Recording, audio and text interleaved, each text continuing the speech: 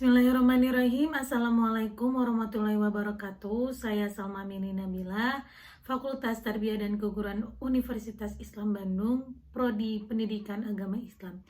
Di sini izinkan saya untuk mempresentasikan hasil penelitian skripsi saya yang berjudul Penggunaan Pembelajaran Poster Komen untuk meningkatkan hasil belajar siswa pada mata pelajaran PAI kelas 10 di SMK PGRI 2 Cimahi.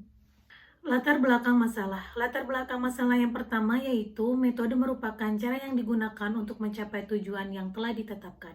Yang kedua, metode poster comment merupakan salah satu metode yang digunakan dalam active learning atau pembelajaran aktif untuk mengajar peserta didik agar aktif saat proses pembelajaran. Yang ketiga, SMK PGRI 2 Cimahi metode pembelajaran yang biasa digunakan pada mata pelajaran PAI kelas 10 adalah metode ceramah. Dengan demikian, fokus penelitian ini mengenai proses pembelajaran PAI menggunakan metode poster comment agar dapat menarik siswa untuk belajar aktif dalam proses pembelajaran. Selanjutnya ada rumusan, tujuan, dan manfaat penelitian. Yang pertama, rumusan masalah, bagaimana proses pembelajaran siswa pada pembelajaran PAI kelas 10 di SMK PGRI 2 Cimahi sebelum menggunakan poster komen. Yang kedua, bagaimana proses pembelajaran siswa pada pembelajaran PAI kelas 10 di SMK PGRI 2 Cimahi setelah menggunakan poster komen. Dan yang ketiga, bagaimana peningkatan hasil belajar siswa sebelum dan sesudah diterapkannya poster komen terhadap siswa pada pembelajaran PAI kelas 10 di SMK PGRI 2 Cimahi. Selanjutnya ada tujuan. Yang pertama, untuk mengetahui proses pembelajaran siswa sebelum menggunakan poster komen.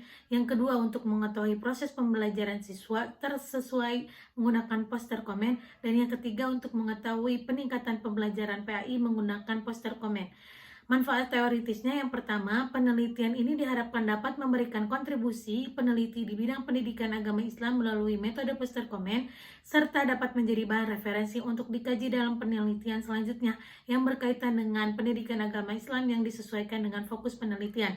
Dan yang manfaat praktisnya yang pertama, memberikan pemahaman baru bagi pendidik melalui penerapan proses pembelajaran menggunakan metode poster komen. Yang kedua, meningkatkan pemahaman siswa dalam mata pelajaran pendidikan agama Islam. Dan yang ketiga, menjadi landasan pendukung untuk menyusun rencana pembelajaran bagi peneliti. Selanjutnya, metodologi penelitian. Jenis penelitian yang digunakan adalah penelitian kuantitatif dengan pendekatan eksperimen. Yang kedua, desain penelitian. Desain penelitian ini adalah non-equivalent control group design, atau desain ini hampir sama dengan pretest post-test control group design. Hanya pada desain ini kelompok eksperimen maupun kelompok kontrol tidak dipilih secara random. Yang ketiga, jenis data. Jenis data yang digunakan adalah data nominal, di mana data ini mempunyai arti sebagai label saja dan tidak menunjukkan tingkatan apapun. Metode penelitian selanjutnya yaitu teknik pengumpulan data. Teknik pengumpulan data yang pertama adalah wawancara, yang kedua adalah tes, dan yang ketiga studi dokumentasi. Selanjutnya sumber data, ada data primer dan ada data sekunder. Selanjutnya populasi dan sampel. Populasi sejumlah 130 siswa dan terbagi menjadi 4 kelas, sedangkan sampel terbagi menjadi 2 kelas dengan jumlah siswa sebanyak 65 orang. Lokasi penelitiannya di SMK PGRI 2 Cimahi. Metodologi penelitian selanjutnya adalah hasil akhir pretest kelas kontrol dan kelas eksperimen. Diketahui bahwa siswa kelas eksperimen yang tergolong dalam kategori belum tuntas sebanyak 24 siswa, sedangkan kategori tuntas sebanyak 9 siswa. Lalu siswa kelas kontrol yang tergolong pada kategori belum tuntas sebanyak 20 siswa dan kategori tuntas sebanyak 12 siswa.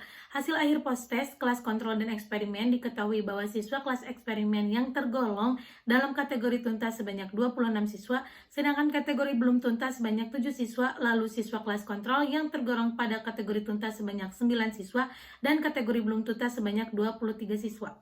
Metodologi penelitian yang terakhir yaitu peningkatan hasil belajar siswa setelah mengikuti pembelajaran poster komen. Berdasarkan hasil yang diperoleh dari post-test, terdapat peningkatan hasil belajar pada siswa. Hal ini ditunjukkan dari perbandingan nilai dengan pretest yang masuk dalam kategori belum tuntas menjadi tuntas pada hasil post-test dengan hasil persentase. Kategori tuntas sebanyak 26 siswa, sedangkan kategori belum tuntas sebanyak 7 siswa. Selanjutnya, kesimpulan dan saran. Kesimpulan yang pertama, kondisi objektif pembelajaran PAI sebelum menggunakan pembelajaran poster komen di SMK PGRI 2 Cimahi, pembelajaran dilakukan hanya dengan metode ceramah saja. Sedangkan untuk penilaian dilakukan di akhir pembelajaran melalui pretest dan post-test yang dilakukan untuk mengukur kemampuan belajar. Yang kedua, hasil penelitian pembelajaran poster komen di SMK PGRI 2 Cimahi meningkat dengan signifikan. Saran yang pertama untuk pengajar khususnya guru PAI kelas 10 SMK PGRI 2 Cimahi diharapkan dapat menerapkan metode pembelajaran poster komen dengan baik dan selalu berinovasi dalam setiap pembelajaran menggunakan metode-metode terbaru agar pembelajaran PAI lebih diminati oleh siswa. Dan guru bisa lebih memperhatikan kembali kondisi kelas dan kondisi siswa sebelum pembelajaran berlangsung.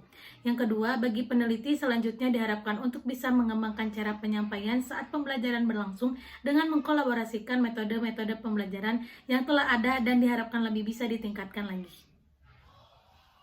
Sekian presentasi dari saya. Wassalamualaikum warahmatullahi wabarakatuh.